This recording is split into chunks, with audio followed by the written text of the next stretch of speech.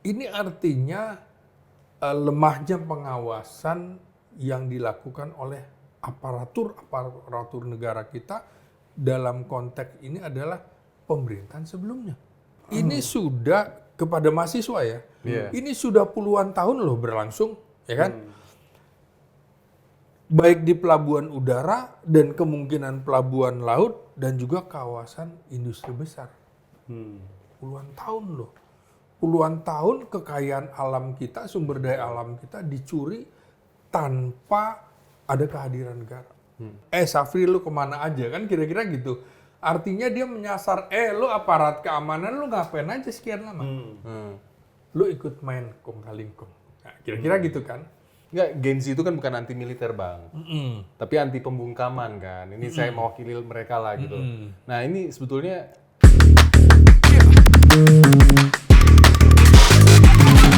Bang, ini ada yang menarik nih. Di kuliah umum ya kalau nggak salah ya, Menhan, Safri Samsudin, di Unhas. Iya, Universitas Hasanuddin Makassar. Nah, kenapa sih dia tiba-tiba bilang begitu tuh? Bahwa musuh dalam selimut itu yang nggak mau Indonesia bangkit ekonominya. Itu ada bacaan lain atau apa? Itu menyasar ke satu orang atau Kelompok beberapa atau kelompok iya. gitu ya? Iya, jadi kalau bicara musuh biasanya lawan, ya kan gitu. Kalau lawan berarti orang yang punya kekuatan, kan gitu ya. Nah, musuh dalam selimut yang dimaksud Menteri Pertahanan Safri Samsudin ini menurut saya bukan merujuk pada ancaman militer Oke. dari negara lain tentunya. Tapi lebih pada ancaman internal yang dapat merongrong kedaulatan ekonomi dan juga tata kelola negara. Jadi sekali lagi bukan musuh militer dari negara lain, tetapi justru ancaman yang ada di dalam negeri. Bisa juga di internal pemerintahan, bisa juga di dalam birokrasi, bisa juga di kalangan pengusaha. Tapi intinya yang bisa merongrong kedaulatan ekonomi dan tata kelola negara. Nah, dalam konteks pernyataan Safri, kalau kita pahami yang disampaikan di depan mahasiswa, berarti Safri itu sedang memberikan pengantar, sedang memberikan peringatan kepada para mahasiswa yang itu berarti akan menjadi pemimpin kita masa depan. Nah, dalam konteks ini lebih spesifik dia menyoroti praktek-praktek ilegal kan. Praktek ilegal dalam industri sumber daya alam. Yang kemarin dia sudah disampaikan. Jadi sebenarnya ini satu rangkaian dari pernyataan Menhan Safri Samsudin di Bangka Belitung, kemudian di Morowali, lalu di Makassar. Nah, jadi musuh dalam selimutnya masih satu rangkaian tuh. Oh, semuanya terkait ini. Terkait. Jadi memang Apakah menyampaikan itu berulang-ulang juga? Iya. Itu terkait juga dengan tugas spesifik yang diberikan Presiden Prabowo Subianto kepada Safri. Apa itu? Kalau melihat tugasnya, tentu saja Menteri Pertahanan bicara masalah pertahanan keamanan negara. Tapi dia juga diberikan tugas sebagai Ketua Harian Dewan Pertahanan Nasional. Kan?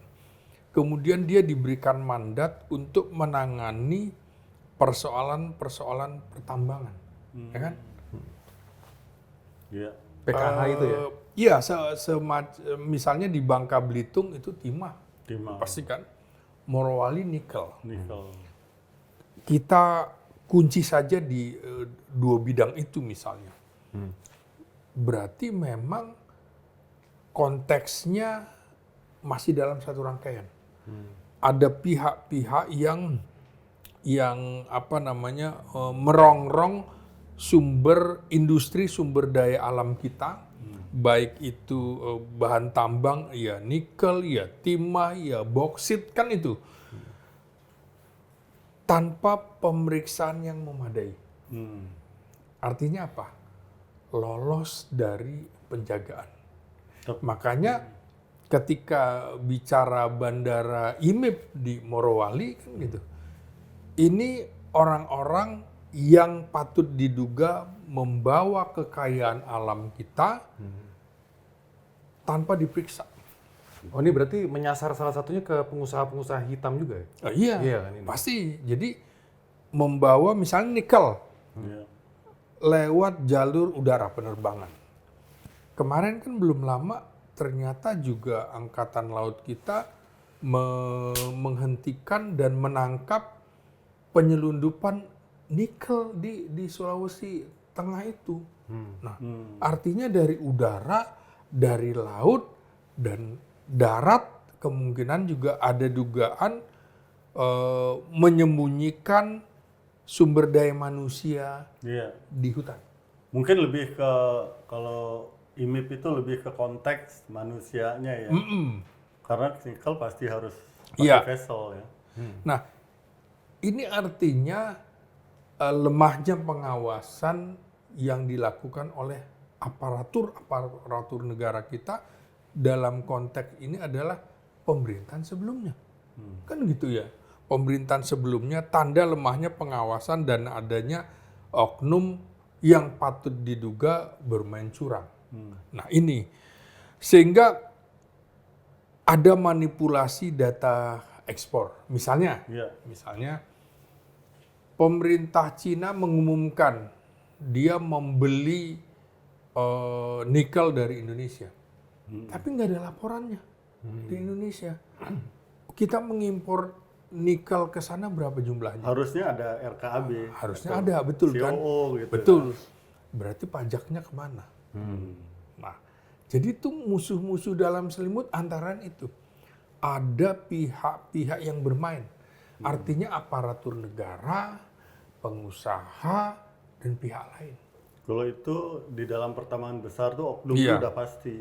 Jadi Bang Ginting ini lebih lihat ini kegagalan sistem atau pembiaran dari oknum yang cukup besar ini? Dua-duanya. Oh, dua-duanya. Dua-duanya.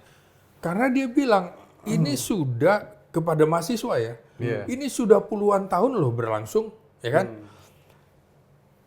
Baik di pelabuhan udara dan kemungkinan pelabuhan laut dan juga kawasan industri besar. Puluhan tahun loh. Puluhan tahun kekayaan alam kita, sumber daya alam kita dicuri tanpa ada kehadiran negara. Iya. Itu yang disebut seperti ada negara dalam negara. Seperti ada republik di dalam republik. Jadi inilah menurut saya Safri ingin menginformasikan kepada publik telah terjadi praktek korupsi tanpa diketahui oleh negara, atau mungkin negara tahu, oknum aparat negaranya cincai-cincai gitu kan. Ada birokrasi yang terselubung, yang tidak melaporkan pekerjaannya kepada atasannya, dan juga ada celah pengawasan di pelabuhan, di bandara, dan di kawasan industri besar tersebut. Sehingga kita bisa lihat ancamannya betul-betul dari dalam, tidak selalu jelas terlihat seperti musuh. Nah, musuh dalam selimut kan gitu. Iya. Kita tidak tahu bahwa yang ada di balik selimut itu musuh. Yang dimaksud musuh dalam selimut kan gitu. Tidak ketahuan, tidak Kelihatan tampak. seperti teman tapi Iya. musuh gitu Nah, kan. itu dia. Jadi tidak terlihat seperti musuh bersenjata. Kemudian tetapi dia merusak dari dalam. Iya. Merusak, kemudian bahkan ini yang disebut musuh di dalam selimut yang bisa mematikan fungsi negara di satu tempat. Tapi ada pertanyaan yang menarik, Iya. pernyataan yang menarik juga, Iya, Pak. iya. Di situ juga. Menhan kan bilang selama 10 atau 20 tahun kan Iya. praktek ini. Terus yang menarik, Bro, Ada pernyataan durasi waktu ya. tapi yang menarik dia bilang sendiri, "Hey Safri, kau selama ini kemana aja?" Maksudnya membuat dirinya dia sendiri. Iya, karena beliau juga Iya, kan ada di dalam. Iya, Nah, jadi otokritik kan. iya, iya. otokritik terhadap negara. Artinya kalau Safri Safri lu kemana aja kan kira-kira gitu. Artinya dia menyasar, lu aparat keamanan lu ngapain aja sekian lama? Lu ikut main kong kaling kong. Nah, kira-kira gitu kan. Gua nggak di pemerintahan lo sekian lama, ya kan? Gua nggak ada di pemerintahan. Kecuali pada masa pemerintahan SBY, kan? Pemerintahan Jokowi kan nggak? Ada, dia jadi asistennya Menhan. Oh iya, Kan masuk dia. Iya. Makanya mungkin otokritik terhadap Buat dia sendiri ya. Safri Nah, kau kemana kemudian aja dia begitu. ancaman bukan dari luar negeri, tetapi dari praktek internal yang merugikan negara, itu pertama. Kedua, tentu saja korupsi dan manipulasi data ekspor ya tadi, yang disebut sebagai sumber kerugian besar terhadap kekayaan negara. Dan merusak kedaulatan ekonomi kita. Yang harusnya ekonomi itu tumbuh, tapi ternyata kita berhutang. Bayangkan negara dengan kekayaan sumber daya alam yang luar biasa, tetapi sekarang kita menjadi negara salah satu penghutang terbesar di dunia juga. Yang ketiga tentu saja dia mengasosiasikan praktek-praktek tersebut dengan ketidakpatuhan aparatur terhadap aturan dan ada birokrasi gelap dan lemahnya pengawasan di berbagai sektor bidang. Nah ini yang dia maksud. Jadi diskusi kita tentu saja kita ingin diskusi Safri dengan mahasiswa, tentu saja dia ingin menyampaikan ajakan ini mesti waspada. Lo jangan lagi seperti generasi gua kan kira-kira gitu. Generasi yang sekarang sedang berkuasa.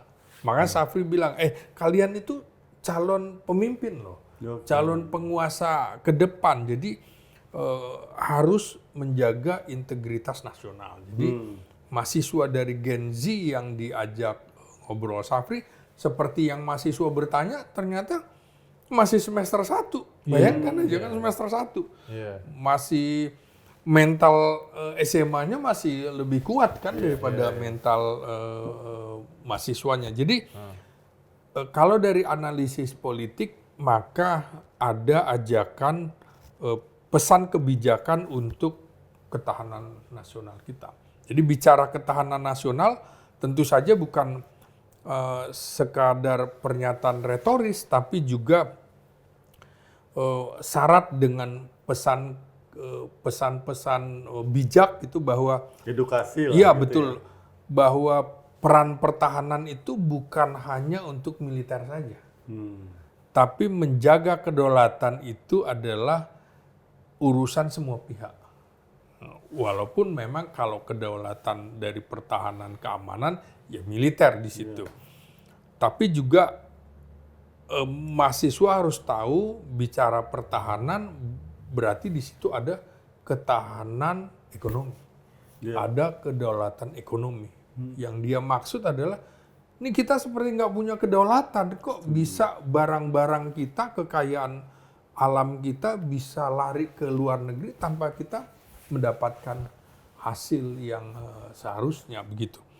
Jadi penyebutan ancaman internal dari yang kita bisa simpulkan dari Safri adalah menunjukkan dia sedang fokus pada isu domestik yang menurut dia sama bahayanya dengan ancaman dari luar. Pertahanan nasional. Iya. Makanya dari itu dia menurunkan tentara di mana-mana. Antara itu.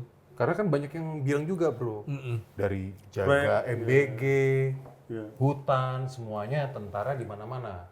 Ini menuju militerisme atau mau menguatkan negara nih gitu? Jadi kalau saya membacanya definisi keamanan itu ya, keamanan nasional termasuk keamanan ekonomi dan tata kelola negara.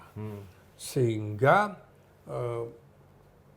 Safri seperti disertasi doktornya itu dia ingin dia tidak ingin ada dikotomi yang sangat keras antara sipil dan militer di dalam membangun negara. Tapi campur aduk sesuai dengan kepentingan nasional dan mana yang lebih dominan. Nah, artinya, penanganan ini lebih dominan sipil, penanganan ini separuh sipil, separuh militer, penanganan yang satu ini dominasi militer, seperti penanganan bencana. Kan nggak mungkin sipil sanggup menangani bencana seperti di 3 provinsi itu. Sumatera. Harus membawa alat-alat berat, sembako sambil digendong berkilo-kilometer. Nah, terusnya juga belum lagi ancaman-ancaman gempa susulan dan lain-lain. Jadi menurut saya sih pernyataan ini bisa dilihat sebagai refleksi terhadap kita selama ini, bahwa kita bobol, pemerintah juga yang sebelumnya. Iya, banyak sebelumnya. Ya, artinya itu refleksi dari apa yang terjadi. Iya, betul. ini. Jadi memang refleksi atas perhatian pemerintah yang kurang. Ya kan? Artinya mismanagement udah pasti. Jadi ada kelemahan dalam pengawasan terhadap industri strategis. Karena itu dia menganggap bahwa ini sebuah situasi darurat tanda petik yang bisa menghadirkan peran militer di situ. Jadi tapi memang kelemahan pengawasan, kelemahan manajemen, betul. Apakah ini menjadi obat langsung untuk memperbaiki kerusakan yang terjadi 10-20 tahun ini? Otomatis, karena pengawasan lemah, misalnya itu tadi. Iya. Kenapa dia ke Bangka, ke Timah ya? Kan bisa dibilang orang-orang di Bangka atau Belitung ketika dia menyangkul tanah di halamannya sudah timah. Kira-kira begitu. Iya. Kok lari? Makanya dia tempatkan lagi seorang perwira untuk menjadi Dirut Timah. Yang menurut saya dalam konteks profesional, nggak profesional lah. Dia tahu apa. Tidak meritokrasi lah. Iya, kan? betul. Ini sampai urusan ekonomi kan, ibaratnya kan, ditempatkan seperti itu. Nah, apalagi misalnya perusahaan-perusahaan BUMN seperti Timah, itu kan salah satu tugasnya adalah bisnis, mencari keuntungan. Nah, ini apa karena sipilnya nggak mampu atau karena memang alasan aja Bang, untuk memperkuat kontrol? Dua-duanya.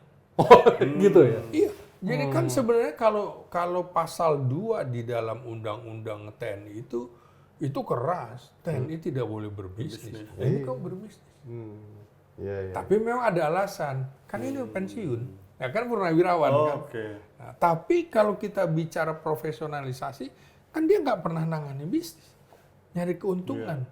Maka posisinya sebenarnya untuk mengawasi. Agar terjadi keuntungan. Dari BUMN kan dari 11.000 triliun aset, iya, betul. Penghasilannya hanya 0,8%. Iya. Kalau itu swasta bangkrut itu. Iya. Jadi ini betul-betul pengawasan. Fungsi Dirut Timah misalnya itu pengawasan supaya Timah itu tidak lari kemana-mana tapi untuk negara. Yeah. Nah, tugas kita juga termasuk di dalam podcast ini mengawasi kalau mereka ternyata cuma ganti pemain, sama aja kita semprit di sini kan. Nah, makanya itu sebagai pengamat politik, pengamat militer gue mau nanya, itu sebetulnya bentuk sinergi apa tanda-tanda normalisasi militer masuk situ? Itu loh maksudnya. Kan banyak yang curiga begitu kan, gitu loh. Oh, saya tentu tidak bisa tendensius, saya harus netral. Jadi dua-duanya benar. Jadi tudingan itu bisa jadi benar. Bisa juga kecurigaan itu ya? Iya, bisa juga salah. Tergantung kemudian kita memaknainya dan implementasi dari mereka gimana. Kalau implementasinya menyimpang, berarti benar tudingan itu. Tapi kalau implementasinya benar, maka kita harus koreksi. Oh, ternyata tudingan kita keliru. Karena itu kita nggak boleh pakai kacamata kuda langsung menuding. Nah, kita berikan kesempatan aja. Kesempatan tuh berapa lama? Misalnya 2 tahun. Ternyata 2 tahun lu nggak beres.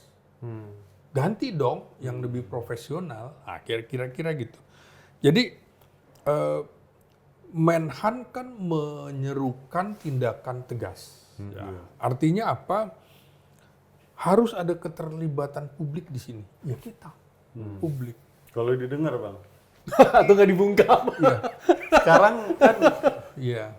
sepertinya Ya termasuk tidak seperti mahasiswa, itu. ya Iya. kan gitu ya. Nggak, Gen Z itu kan bukan anti militer Bang, tapi anti pembungkaman kan. Ini saya mewakili mereka lah gitu. Nah ini sebetulnya jangan-jangan kan kita takutnya mengganggu ruang publik itu loh, iya kan? Ekspresi itu kan. Apalagi ada undang-undang yang membuat Polri lebih punya kuasa lagi lebih jauh kan atas sosial media itu. Nah, akhirnya saya berpikir kita bukan bicara TNI, bukan bicara kepolisian, bukan bicara birokrat, tapi kita bicara bagaimana politik berpotensi menguatkan legitimasi peran negara. Peran negara di dalam mengelola sumber daya alam. Harus Bang. Harus, kan ini kan kekayaan alam milik kita. Iya. Nah, jadi peran negara harus ada. Iya. Ungkapan Safri itu bisa kita terjemahkan juga, kemarin nggak ada peran negara. Kemana aja lu? Makanya sampai Safri, lu kemana aja? Kan gitu kan? Ya kan gitu. Nah, jadi institusi negara wajib kita dukung dalam pemberantasan korupsi dan juga penyalahgunaan sumber daya alam di daerah-daerah yang hampir semua pulau kita itu kaya dengan sumber daya alam. Iya. Semuanya. Jadi tidak terbatas Sumatera, Sulawesi, Kalimantan juga, apalagi Papua. Nah, karena itu pidato-pidato dalam kuliah umum, jadi saya ingat kemarin saya memberikan kuliah umum Di juga Aceh? di Aceh. Aceh dan Universitas Sakuala Banda Aceh dan Universitas Sumatera Utara di Medan. Jadi memang kita harus mentransformasi ilmu kita.